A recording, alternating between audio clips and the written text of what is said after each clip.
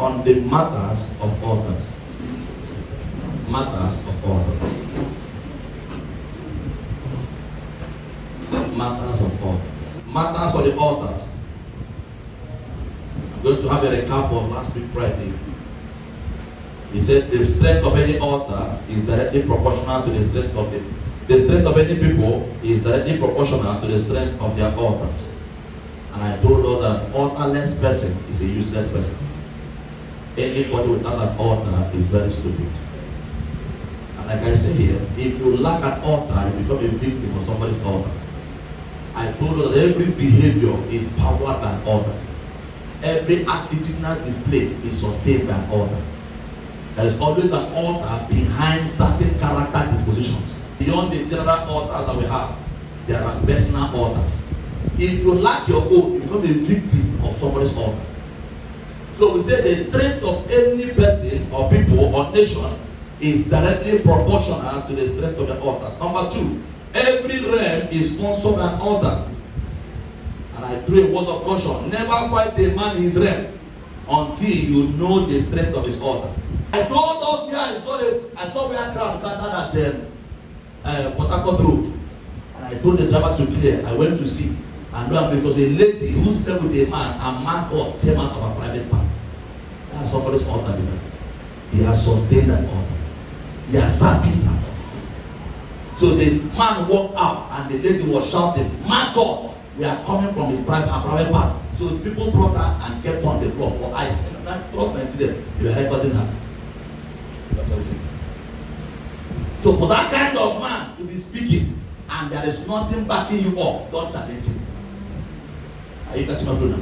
As a matter of fact, general altars is not enough to challenge anybody. That is the altar here is not enough. You must cultivate a personal altar. That's what sustains me. Are you getting my point? That's why in Psalm 90 verse 1, the Bible says, God has been to us our dwelling place. But in 91 verse 1, he said, He that dwelleth. In 90, it was general. In 91, it became personal. He that dwelleth. It is 91 that sustains, not 90. With long life will I satisfy you. It's not for 90, it's for 91. Are you catching my flow? 1,000 shall fall by the right hand, 10,000. It's not for 90, it's for 91. Until you become a dweller, you cannot be preserved. So if the only reason why you are having hope is on general altar, you are amongst them most miserable. May calamity not hit you. Not hit you. So we said, never fight a man in his realm until you know the strength of his altar. Number 3, we say, you can never be a voice without a speaking altar. When they see certain people do certain things, they think it's the business they do that sustains them. It's not business. There are altars behind it. Are you getting my point now?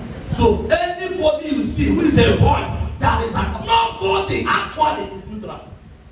Nobody. Every great man is powered by an altar. Either God's altar or Satan's altar. Every great man or great woman. Nobody is actually neutral. Nobody. That's why I keep telling you, never envy anybody.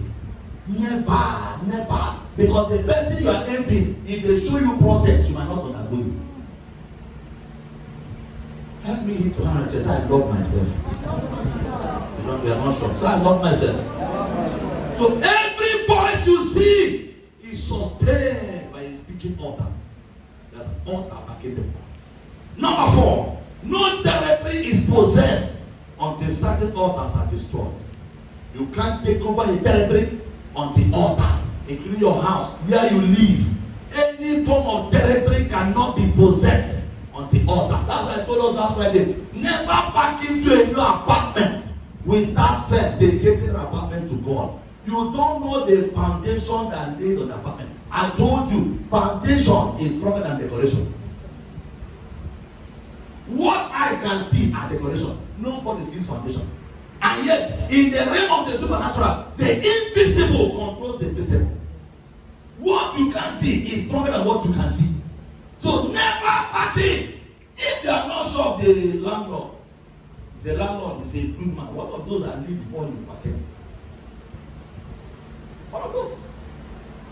You bought a car that is not there. It's to go, my friend, dedicate that.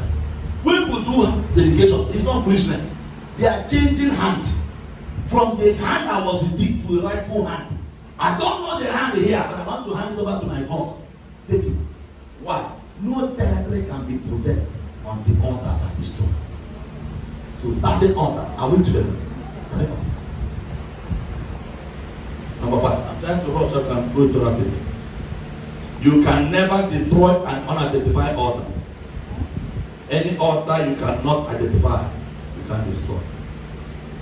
You don't assume an altar.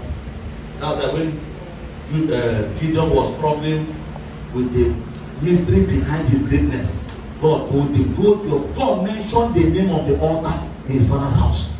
He said, go, this particular one, bring it down. As a matter of fact, anything that resists your prayer is suggesting a speaking altar. Find out the altar. Are you getting my point? When you are praying for a matter for a long time and it's still your glory, there is an altar responsible. Don't assume, find it out. Find out. Life is a mystery. Only people who understand mystery enjoy life. That's good. So, any unidentified altar cannot be destroyed. So we talked about that. Now we say, what is an altar? We say an altar is a place of inquiry, a place of discovery, a place of information. It's where information is given. An altar is a place of worship. I took time to explain this. It's a place of intercourse, a place of koinonia, a place of fellowship, a place of sex. That's the word worship, sex. An altar is a place of encounter. It's a meeting point of spirits. An altar is a place of refuge. I'm the captain, so I can't go details now. A place of refuge, that is protection. An altar is a place of judgment. A place where judgment, I like this one, where judgment is passed. Many of you are not aware of certain judgment. I told us on Friday last week that Job was a victim of judgment. It was not there when God told Satan, have you considered my servant Job? It was God that gave Satan permission. He said, go and take everything, but don't touch his life. So Job was a victim of judgment. Again, you don't know where they pass judgment. I was watching one Funke, this lawyer woman thing. I was watching one of the episodes. And I saw a man and a woman that came for court case. The man made a statement. The man said, when I left my wife, because they had a divorce. So the man had another woman. He said, she told me that I will never hear the cry of a baby till I die. And he said to the judge, Your Honor, I have struggled as if I'm pouring water inside basket. Nothing. I have tried several women. Nothing. God started laughing. But what that woman did was to pass judgment. You see how judgment was? He said, you will never hear a cry of this was the men. She heard it. You will never hear a cry of a baby till you die.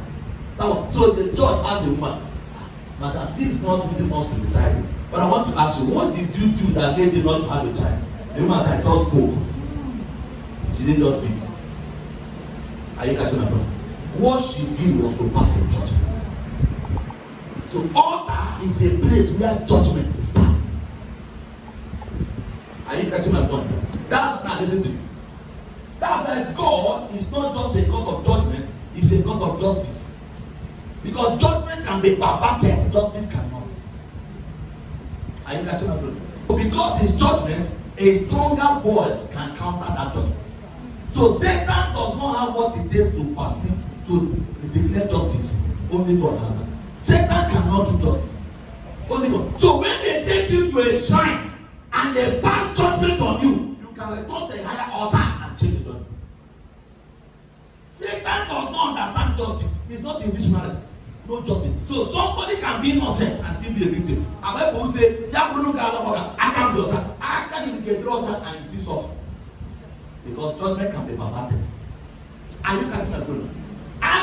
Not that they didn't see that I can get a child. He knows that I can get a child. But since you want to victimize this person, look at what he did to corrupt the judgment. That's an innocent person can be a victim on our man. Are you catching my point? And somebody that comes to your child, my hands are clean. They will that shrine. As far as you don't have an altar backing you up, they can corrupt your attacking to your child and make you a victim. And they will say, watch your child. After 4 days, if you don't have stroke, man, I can get your child. 4 days after you have stroke, and yet you're innocent too, but you have stroke. What happened? Judgment has been perverted. Are you getting my point? The perverted. So you need a stronger order that speaks of justice to back you up. So when you say my hands are clean, it means there's a stronger altar of justice that follows you. So when they summon you in a shrine, that altar represents you. Because it's an altar of justice. Am I for somebody here? I pray for one person. That's the one prayer I want to pray now.